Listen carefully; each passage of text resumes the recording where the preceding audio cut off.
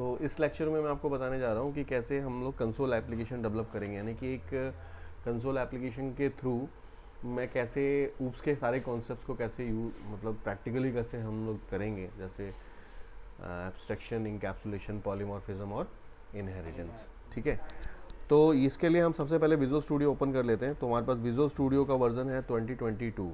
ये आप किसी में भी कर सकते हो। इफ़ यू हैव 2017 है आपके पास, या आपके पास 19 है, या आपके पास 15 है, तो आप किसी में भी कर सकते हो। तो मेरे पास 2022 है, तो 2022 के अंदर में हम इस तरह से इसको ओपन करते हैं। This is your splash screen. उसके बाद ये आपका रीसेंट प्रोजेक्ट वाला दिख रहा है। अगर मेरे को कंसोल एप्लीकेशन ही बनाना है तो मैं ये वाला मतलब कोई भी एप्लीकेशन यहाँ पे ओपन कर सकता हूँ, लेकिन एक मैं नया एप्लीकेशन ओपन करने जा रहा हूँ। अगर आप फर्स्ट टाइम सपोज करो इसको ओपन करते हो तो रिसेंट में तो कुछ रहेगा नहीं, आपके पास ये ऑप्शंस रहेंगे। ये क्या है, क्लोन अ रिपोजिटरी, जैसे गिटहब वगैरह रिपोजिटरी पे या डेवहुड वगैरह पे आप बना सकते हो डायरेक्टली, मतलब रिपोजिटरी पे ही डायरेक्ट आप इस प्रोजेक्ट को बना सकते हो।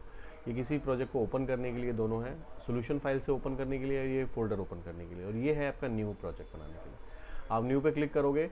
न्यू पे क्लिक करने के बाद आपको यहाँ पे कंसोल एप्लीकेशन बनाना है, जिसकी लैंग्वेज होगी C#, राइट। तो आप यहाँ से यहाँ पे C# सेलेक्ट कर लो और यहाँ से कंसोल सेलेक्ट कर लो, तो ऑटोमेटिकली देखो आपको दो दिखेंगे। ये जो पहला ऑप्शन है ना, ये कोर वाला है। इसमें अगर आप बनाओगे तो इसमें फ्रेमवर्क यूज़ नहीं होता, .NET का फ्रेमवर्क इसमें नहीं यूज़ होता, ये कोर वाला है। मतलब इसमें क्या है कि इसमें कोई डिपेंडेंसीज नहीं रहती है, बट इसमें क्या है, फ्रेमवर्क की डिपेंडेंसीज रहेगी।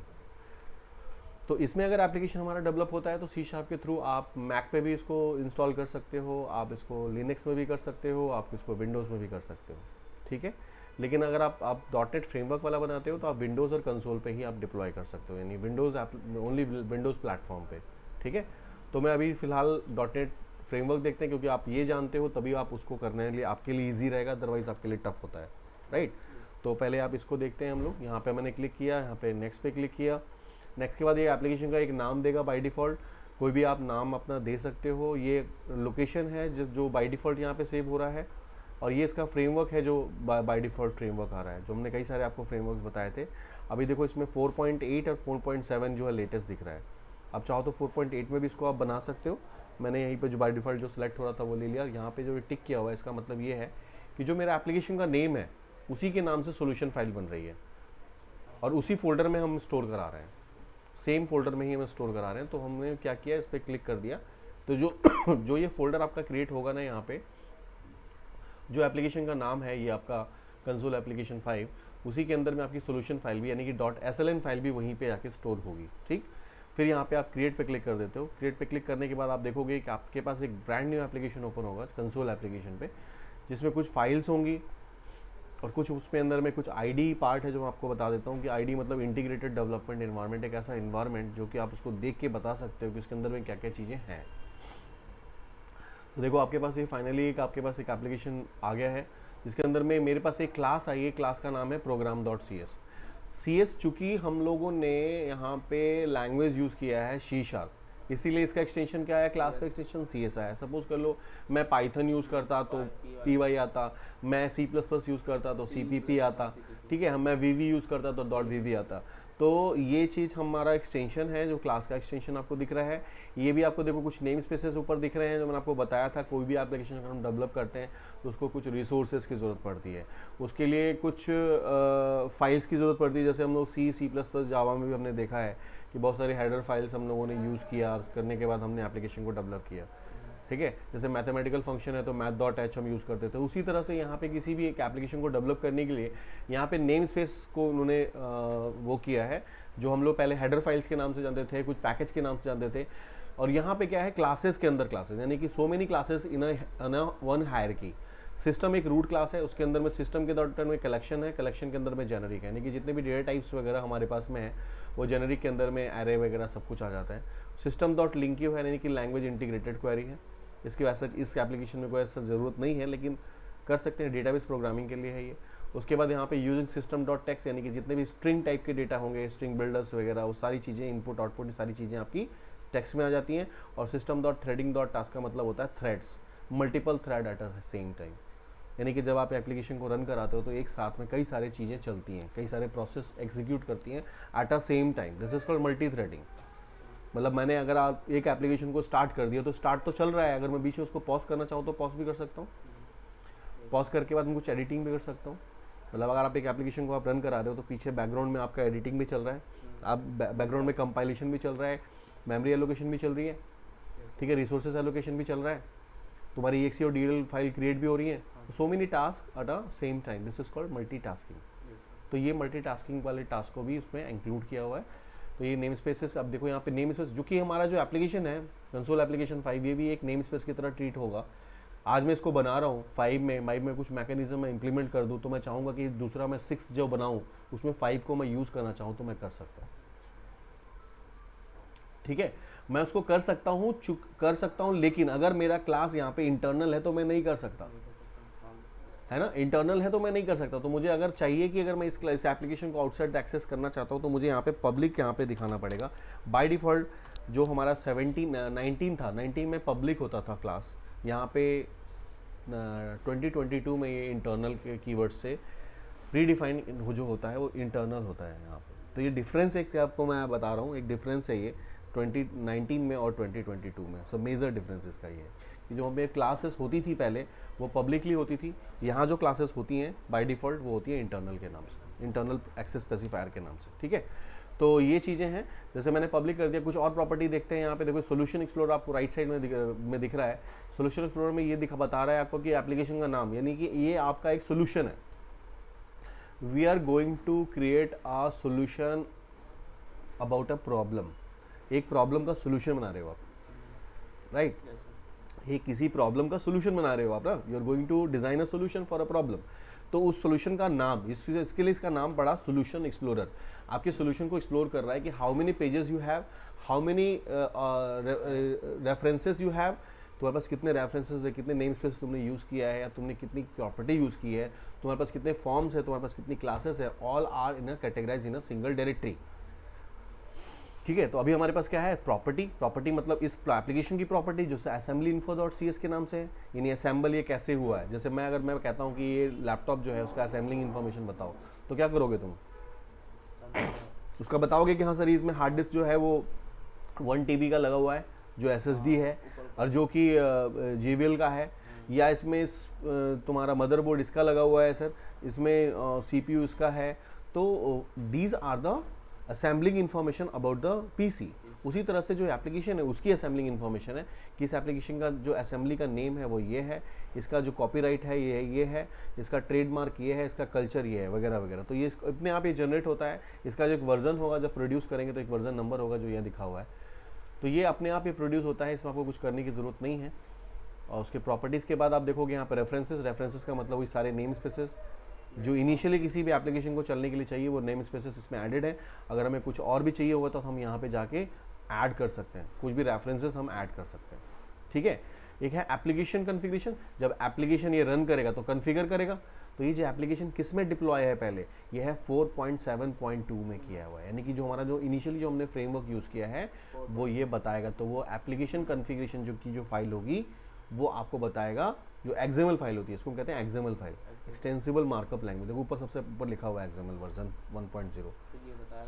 तो ये बताएगा कि तुम्हारे इस एप्लीकेशन के अंदर में फ्रेमवर्क कौन सा यूज़ किया। सपोज को तुम्हारे पास कोई एक एप्लीकेशन आता है और तुम्हें उसको डिप्लॉय करना है, रन कराना है, तो उसमें तुम्हें सबसे पहले चेक करना पड़ेगा कि जो एप्लीकेशन बनी हुई है इसमें कौन सा फ्रेमवर्क यूज़ किया है। अब सपोज को उसमें फ्रेमवर्क होगा 4.5, तो तुम 4.5 के हिसाब से तुम्हें इंस्टॉल करना होगा, तभी तो उसको चला सकते हो, अदरवाइज नहीं चला सकते तुम। या तो तुम उसके हायर वर्जन में उसको डिप्लॉय करना होगा तब वो चलेगा। तो इस फाइल से हमें ये पता चल सकता है कि उसमें असेंबली कौन सी यूज़ की है, और ये हमारा क्लास है program.cs। तो बेसिकली ये जो 4 फाइलें होती हैं इनिशियली आपके किसी भी एप्लीकेशन के अंदर में जब आप कंसोल एप्लीकेशन ओपन करते हो, राइट। अब मैं यहाँ पे आपको बताने जा रहा हूँ एब्स्ट्रैक्शन और इनकैप्सुलेशन। ये एक क्लास है। अब इस क्लास के अंदर देखो, ये प्रोग्राम नाम से क्लास है। इस क्लास के अंदर में एक स्टैटिक वॉइड मेन एक फंक्शन बना हुआ है, इसको हम लोग फंक्शन बोलते हैं। हम लोग C++ में भी हमने देखा था, जावा में भी देखा था, एक फंक्शन, मेन फंक्शन। ये जिस क्लास के अंदर में मेन फंक्शन होगा वही क्लास एग्जीक्यूट करेगी। अगर मैं इस क्लास को एग्जीक्यूट कराऊंगा, अगर मैं इसको रन कराऊंगा तो ये मैं सिर्फ इसी क्लास का नाम मेरे पास स्टार्टअप में आएगा और किसी का नाम नहीं आएगा। क्यों आएगा? क्योंकि इसके अंदर में स्टैटिक वॉइड मेन है। स्टैटिक का मतलब ऐसा, स्टैटिक मतलब इसकी वैल्यू रन टाइम पे चेंज ना हो, स्टैटिक वॉइड का मतलब होता है रिटर्न टाइप नल, और main is the name of function, जिसके अंदर में जो पैरामीटर, जो आर्ग्यूमेंट पास हो रहा है वो स्ट्रिंग टाइप का जा रहा है। स्ट्रिंग, क्योंकि आउटपुट जब भी हमारा डिस्प्ले होता है वो स्ट्रिंग फॉर्मेट में ही जाता है, इसीलिए। हाँ, तो ये क्लास एक तरह से देखा जाए तो एक पूरी क्लास है। अब मैं आता हूँ एक और यहाँ पे पब्लिक, इसी क्लास के अंदर में मैं एक क्लास बनाने जा रहा हूँ। मैंने एक क्लास बनाया, पब्लिक क्लास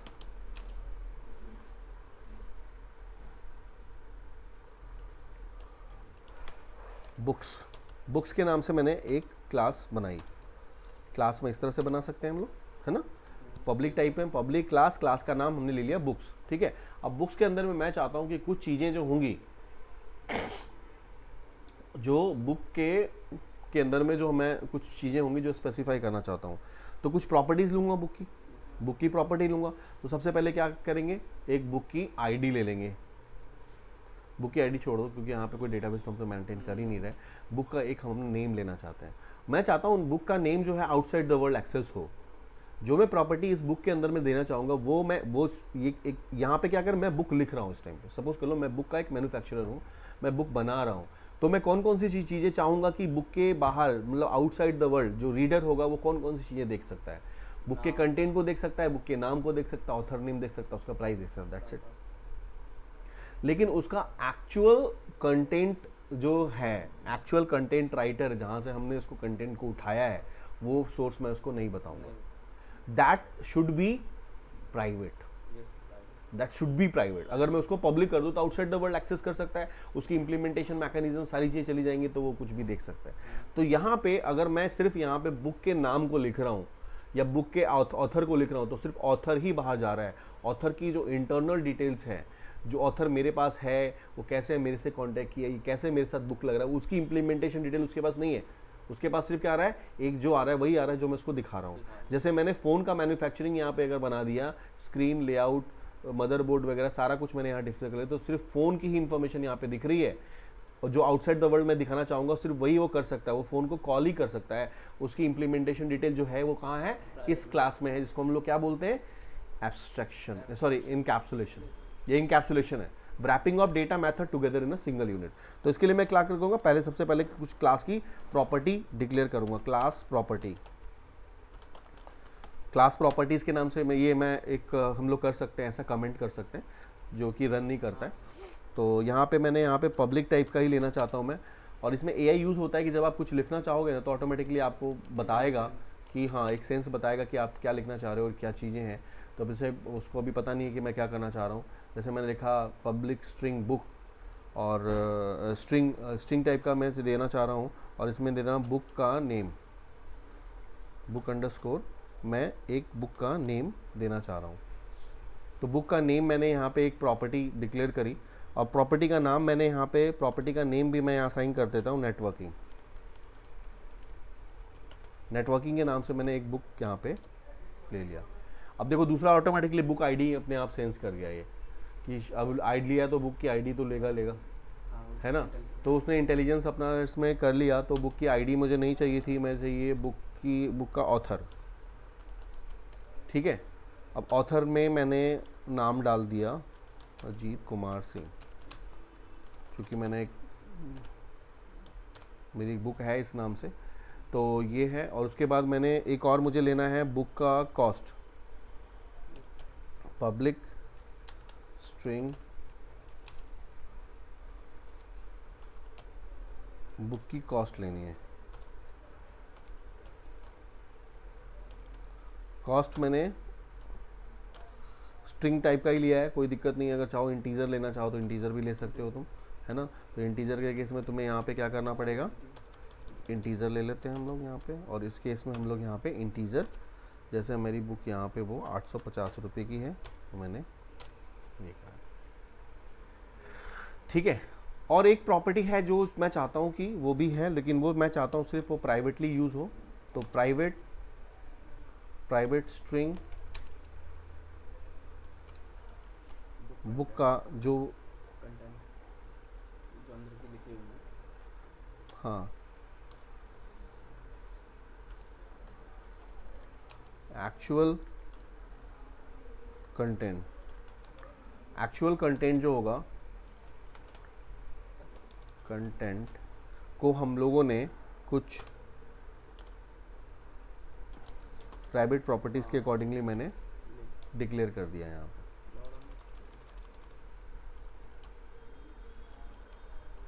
ठीक है, ये मेरा एक बुक का कंटेंट है सपोज कर लो, जो को मैं इंक्रिप्टेड चाह रहा हूँ। मैं चाह रहा हूँ कि सिर्फ ये सिर्फ ऑथर वाला जो सेक्शन है या बुक वाला जो सेक्शन है वही एक्सेस करे, बाहर वाला एक्सेस ना करे, तो मैंने इसको प्राइवेट कर दिया। ठीक है, अब हम आते हैं यहाँ पे जो हम लोगों ने ऊपर प्रॉपर्टी डिक्लेयर करी है उसके लिए कुछ मेथड्स बनाने पड़ेंगे। मैं बुक के नेम को आउटसाइड द वर्ल्ड एक्सेस कराना चाहता हूँ, तो मुझे बुक के लिए नेम के लिए चाहिए सबसे पहले कि बुक का नेम मैं आउटसाइड द वर्ल्ड एक्सेस कराऊँ, तो उसको मैं पब्लिक ही बनाना पड़ेगा क्योंकि मुझे बाहर आउटसाइड द वर्ल्ड एक्सेस करना चाहता हूँ। चूँकि बुक के नेम के लिए कराना चाहता हूँ और नेम जो है स्ट्रिंग टाइप का, तो स्ट्रिंग टाइप का होगा। और यहाँ पे देता हूँ गेट बुक नेम। बुक के नेम के नाम से मैंने एक ऑब्जेक्ट बनाया, मतलब एक मेथड बनाई, और उस मेथड के अंदर मैंने क्या रिटर्न करा दिया, देखो ऑटोमेटिकली आ गया रिटर्न बुक नेम। उसी तरह से मैं कई सारी चीज़ें जो है मैं लेना चाहता हूँ, जैसे कि बुक के नेम ले लिया, बुक का प्राइस के लिए ले लेंगे और बुक के कॉस्ट के लिए ले लेंगे। और चौथा हम चाहेंगे प्राइवेट वाला, तो इसको हम लोग प्राइवेट इंटीजर टाइप का है, लास्ट वाला जो इंटीजर टाइप का है, और बुक का gate book content.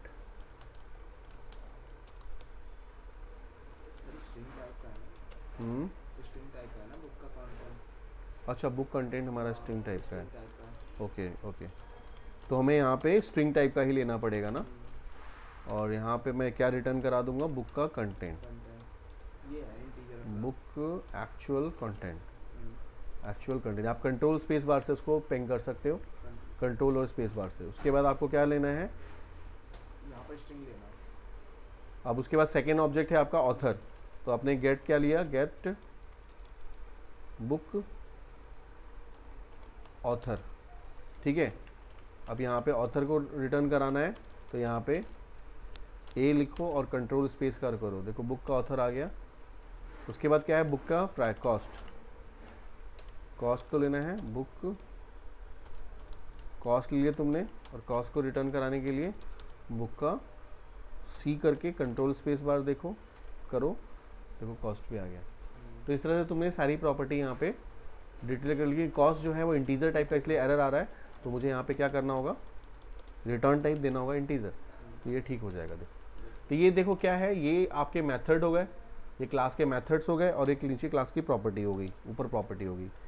These are class methods. ठीक है,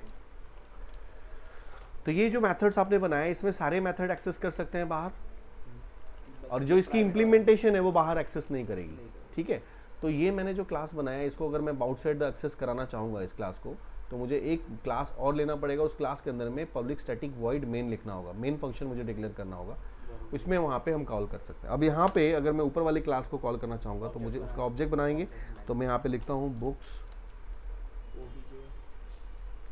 p is equal to new books.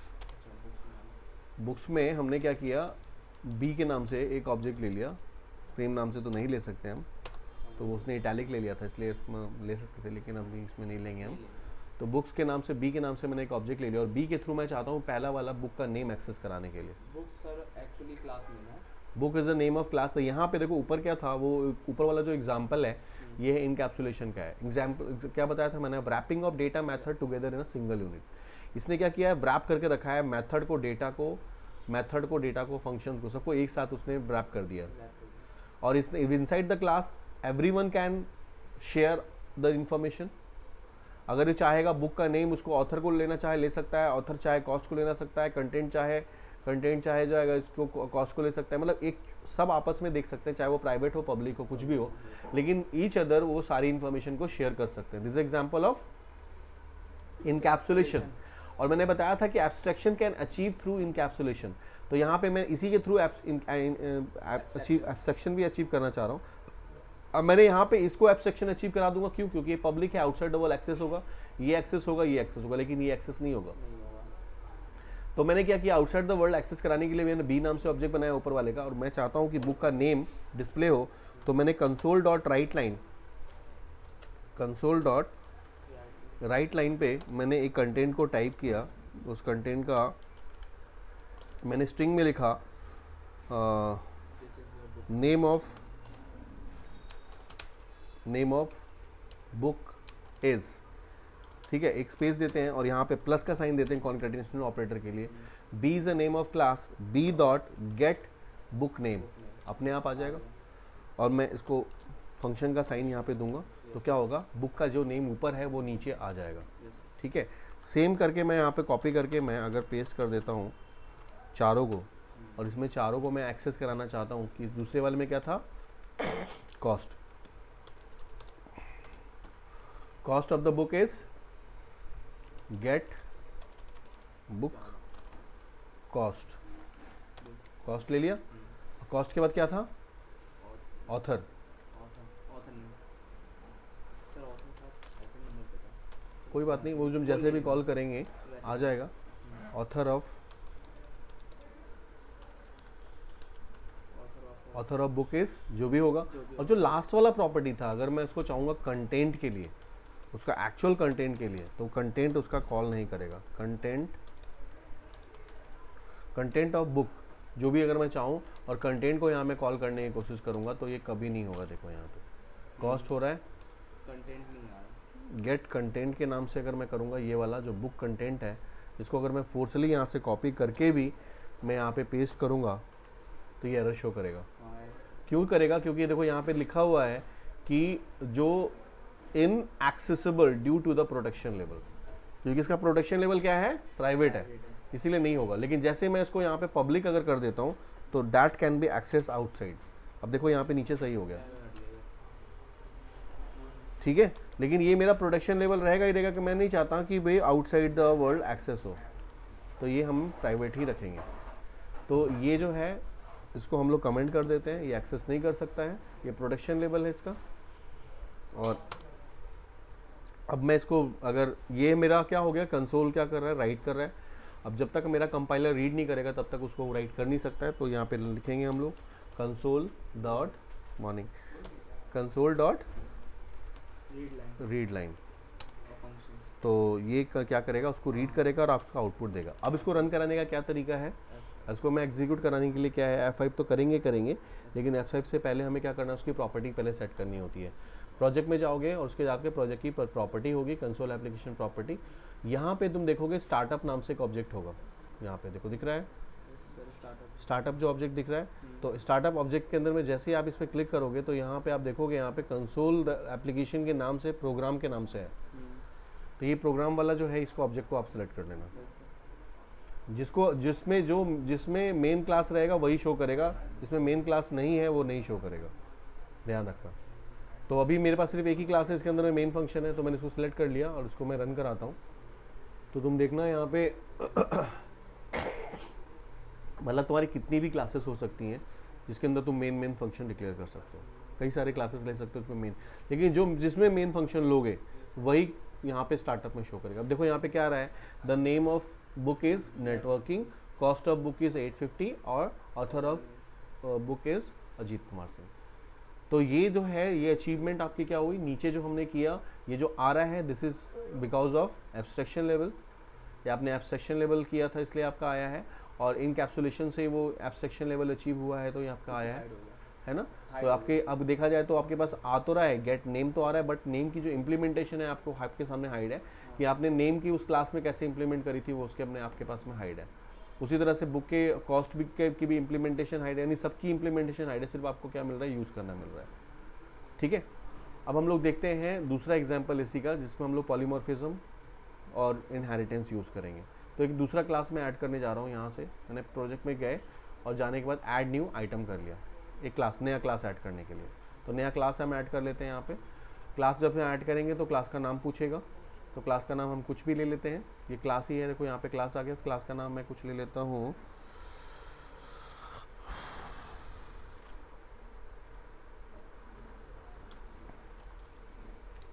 Programme 1 के नाम से ले लेते हैं। ठीक है, मतलब ऐसे हमने दूसरी फाइल बना ली, दूसरी क्लास बनाने जा रहा हूँ। क्लास तो ये दूसरी क्लास प्रोग्राम 1 पे, प्रोग्राम के नाम से, एक प्रोग्राम 1 के नाम से है। ठीक है, आप कुछ भी कर सकते हो इसमें।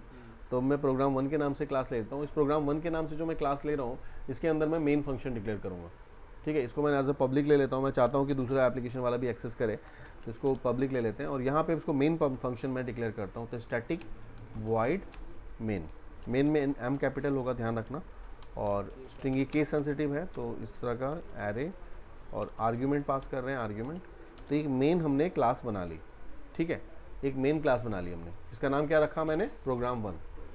इसके अंदर में मेन फंक्शन हमने बना दिया। अब मैं अचीवमेंट क्या करने जा रहा हूँ, polymorphism, one things having many forms. तो पॉलीमॉर्फिज्म के अंदर में मैं यहाँ पे एक क्लास बनाता हूँ, पब्लिक क्लास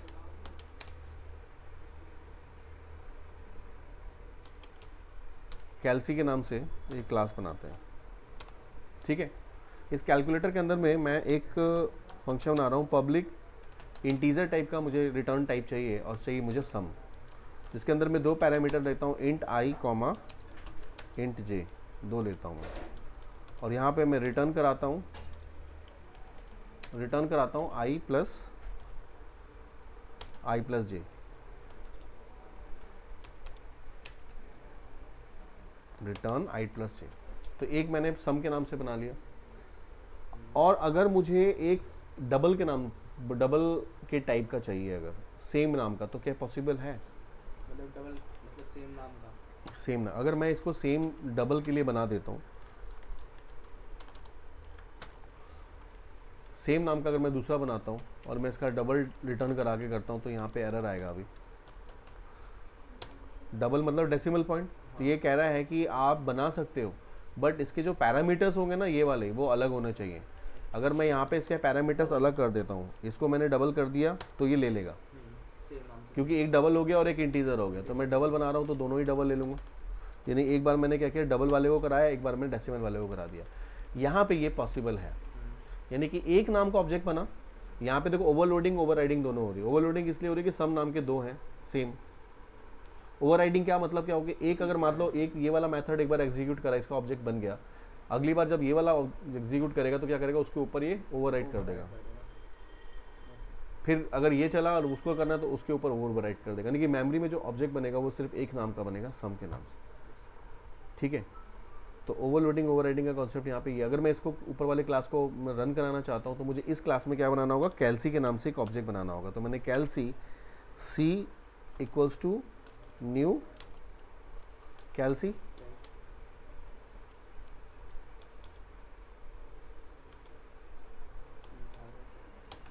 ठीक है, सी के नाम से मैंने ऑब्जेक्ट ले लिया। अब मैं पहला वाला इंटीजर में यूज़ करना चाहता हूँ, तो मैंने इंट आई एक ले लिया जिसमें 20, और दूसरा लेते हैं int J is equal to 50, ठीक है। और मैं यहाँ पे कंसोल डॉट राइट लाइन में मैं एक स्ट्रिंग पास करने जा रहा हूँ, सम ऑफ द नंबर इज, ठीक है, प्लस का साइन देते हैं, और यहाँ पे मैं कॉल कर देता हूँ सी डॉट सम को, और मैं सम के अंदर मैं यहाँ पे पास कर रहा हूँ आई कॉमा जे, और आई और जे क्या है, इंटीजर टाइप का है, ठीक है ना। कंसोल डॉट रीड लाइन, ठीक है। तो यहाँ पे देखोगे जब ये रन होगा तो ये ऊपर वाले मैकेनिज्म पे इस पे जाएगा। अब मैं यहाँ पे ब्रेक पॉइंट लगा के आपको एक बार मैं चेक कराता हूँ। अगर मैं इसको ब्रेक पॉइंट लगा देता हूँ, जब ये एग्जीक्यूट करेगा तो उसका compiler line by line execute करता हुआ आपको दिखाएगा। अब मैं चाहता हूँ कि ये वाला क्लास रन करे प्रोग्राम 1, तो मुझे इसकी प्रॉपर्टी में जाना होगा कंसोल डॉट राइट लाइन पे, और यहाँ पे प्रोग्राम 1 वाले को सिलेक्ट करना होगा। अब दोनों आ गए ना। अभी जैसे ही आपका एग्जीक्यूट होगा आपके उस ब्रेक पॉइंट पे चला जाएगा, और उस ब्रेक पॉइंट पे आपका देखो यहाँ ब्रेक पॉइंट पे चला गया, और यहाँ पे आपके प्रोग्राम का कर्सर का पॉइंटर इस वाले की से आपका या F11 से भी रन करेगा। देखो यहाँ पे गया, सबसे पहले नीचे आया, उसका ऑब्जेक्ट बनाया, ऑब्जेक्ट बनाने के बाद दोनों ऑब्जेक्ट की वैल्यू डाली, कंसोल डॉट राइट टाइम पे मैसेज गया, सबसे ऊपर चला गया, सम पे भी गया, रन कराया, रिटर्न करा, आउटपुट क्या आया 70 आ गया। अब मैं क्या करता हूँ, उसको यहाँ पे इंटीजर की जगह पे मैं करता हूँ डबल, ठीक है, यहाँ पे मैं डबल कर देता हूँ, और यहाँ पे भी मैं डबल कर देता हूँ। अब डबल में पॉइंट आ जाएगा 0.30, 0.89, एक फ्रैक्शनल पॉइंट मैंने डाल दिया। अब मैं इसको डबल में करके स्टॉप करके फिर दोबारा रन कराते हैं। तो देखना तुम, देखो स्टॉप इस वाले बटन से होता है, जब ये एग्जीक्यूट होगा तो ये स्टॉप इससे होगा, और जब एग्जीक्यूट हो जाएगा तो फिर अपने आप यहाँ पे आ जाएगा तुम्हारे पास में। यहाँ पे मैं रन करा रहा हूँ, गया, लिया, 2 वैल्यू को लिया, ऊपर चला जाएगा, किसके पास आया, अब यहाँ पे क्या ओवरराइडिंग होगी, ठीक है, उस वाले ऑब्जेक्ट पे ओवरराइड करके उसने नीचे वाले ऑब्जेक्ट को कंपाइल कराया, रिटर्न कराया, और राइट क्या आ गया, पॉइंट्स में आपकी वैल्यू आ गई 71.19, ठीक है। तो this is example of polymorphism, one things having many forms. Object एक ही है लेकिन उसके भाई सारे फॉर्म हो गए, 2 बार हमने लिखा है लेकिन मेमोरी में ऑब्जेक्ट जो बन रहा है वो एक ही बन रहा है। हाँ, तो one things having many form, तो ये हमारे लिए बहुत बेनिफिशियल है देखा जाए तो, ठीक है। हाँ, अब ये 2 चीज़ों को जो मैंने यहाँ पे लिखा है, अब यहाँ पे आपको इनहेरिटेंस मैकेनिज्म बताता हूँ। इनहेरिटेंस कैसे होगा, अब मान लो मैंने सपोज कर लो एक ये वाला क्लास है, ये है कैल्सी, कैल्सी मैं इसको लेता हूँ कैल्सी सम के नाम से लेता हूँ, यहाँ पे कैल्सी इंटीजर के नाम से ले रहा हूँ, सिर्फ इंटीजर का काम करेगा, मतलब सम जो करेगा कैल्सी सम इंटीजर, सिर्फ इंटीजर का काम करेगा, और ठीक है। तो इंटीजर वाले में ये आ गया, और ये वाला जो मेरा डबल वाला है मैं इसको यहाँ से कट कर देता हूँ, कट करके ना एक दूसरी क्लास हम बनाते हैं जिसका नाम लेते हैं पब्लिक क्लास, मैं इनहेरिटेंस बता रहा हूँ, दूसरा क्लास बनाते हैं, ये देते हैं डबल, यानी कि 2 क्लासेस हो गए, एक डबल के नाम से मैंने क्लास ले लिया, तो डबल के अंदर में क्या आएगा, वो सारी चीज़ें यहाँ पे आपकी आ जाएंगी। एक मिनट, बोलो क्लास में ऐसा कर दो, 2 मिनट के बाद कॉल कर लेगा। हेलो, हाँ जी सर, अभी क्लास में बिजी है, थोड़ी देर बाद फोन करना।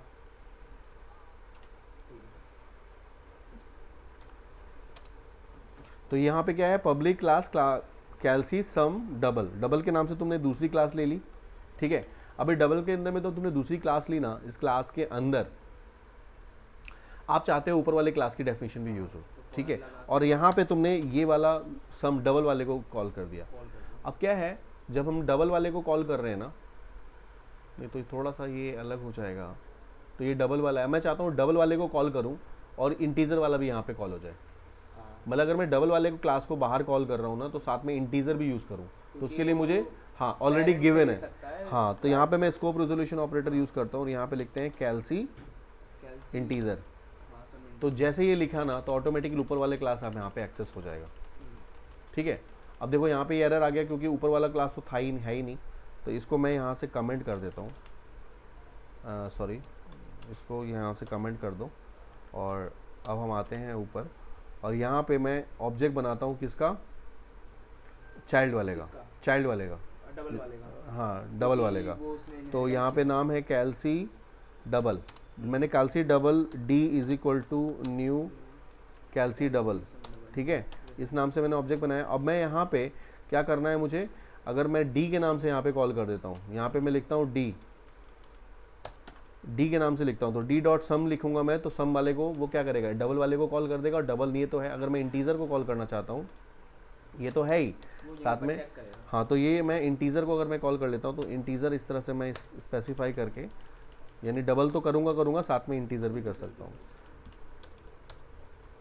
मैंने जो क्लास को कॉल किया था वो क्लास जो है वो, उसमें सिर्फ डेफिनेशन किसकी है, उसमें सिर्फ डेफिनेशन जो है वो डबल की है, उसमें इंटीजर की डेफिनेशन नहीं है, इंटीजर की इस क्लास में। तो आप देखोगे जब मैं इस क्लास का मैंने ऑब्जेक्ट बनाया और इस क्लास के थ्रू मैं ऊपर वाले ऑब्जेक्ट को कॉल कर पा रहा हूँ, यहाँ पे देखो आ रहा है, यानी एवरीथिंग इज ओके, नहीं तो एरर आता, नहीं तो एरर आता। देखो मैं इसको रन कराऊँ अगर, वो तो मैंने प्रॉपर्टी सेट की, 70 आ गया, चल रहा है, ओके है। अगर मैं यहाँ पे डबल भी करूँगा तभी वो चलेगा, अगर मैं डबल भी करता हूँ, क्योंकि हाँ, क्योंकि उन दोनों का ऑब्जेक्ट है। अगर मैं डबल करके यहाँ पे पॉइंट्स में वैल्यू को चेंज कर देता हूँ, और यहाँ पे भी मैं पॉइंट्स में वैल्यू को चेंज कर देता हूँ, और इसको मैं डबल कर देता हूँ, तो देखोगे दोनों चीज़ें यहाँ पे एक्सेसिबल होंगी आपकी। अब मैं इसको रन कराऊँ तो अभी भी उसका वैल्यू चलेगा, क्यों, मैंने जो ऑब्जेक्ट बनाया था वो देखो दोनों आ रहे हैं, फ्रैक्शन वाले भी आ रहे हैं। तो मतलब देखा जाए तो क्या हो रहा है कि एक बार अगर आपको कोई भी एक मेथड को आपने कहीं पे लिखा हुआ है, दोबारा मेथड को अगर आपको सेम क्लास में लिखना पड़ेगा तो एक तरह से देखा जाए तो क्या होगा, बहुत सारे रीराइटेबल कोड्स हो जाएंगे। तो हम लोग यहाँ पे क्या करते हैं, इनहेरिटेंस के थ्रू हम क्या करते हैं कि जो एक बार हमने असाइन किया हुआ है कहीं प्रॉपर्टी को, तो हम उसको दोबारा से कॉल कर सकते हैं। This is called inheritance. ठीक है, तो ये 4 चीज़ें मैंने आपको बताई हैं, इसको एक बार प्रैक्टिस करना। कई सारी क्लासेस आप इसमें से अलग अलग लेके बना सकते हो। सो हमारे पास 2 क्लासेस हैं, प्रोग्राम और प्रोग्राम 1 के नाम से। तो प्रोग्राम को आप डायरेक्टली भी आप बना सकते हो कि एब्स्ट्रैक्शन के लिए आपने एक अलग क्लास बना ली, इनकैप्सुलेशन के लिए अलग क्लास बना ली, इनहेरिटेंस के लिए अलग, पॉलीमॉर्फिज्म के लिए अलग। तो ऐसे से 4 अलग अलग क्लास बना के आप चारों प्रॉपर्टीज़ को ले सकते हो, यूज़ कर सकते हो। ठीक है, यस। तो ये आप करना। मैं स्टॉप कर रहा हूँ।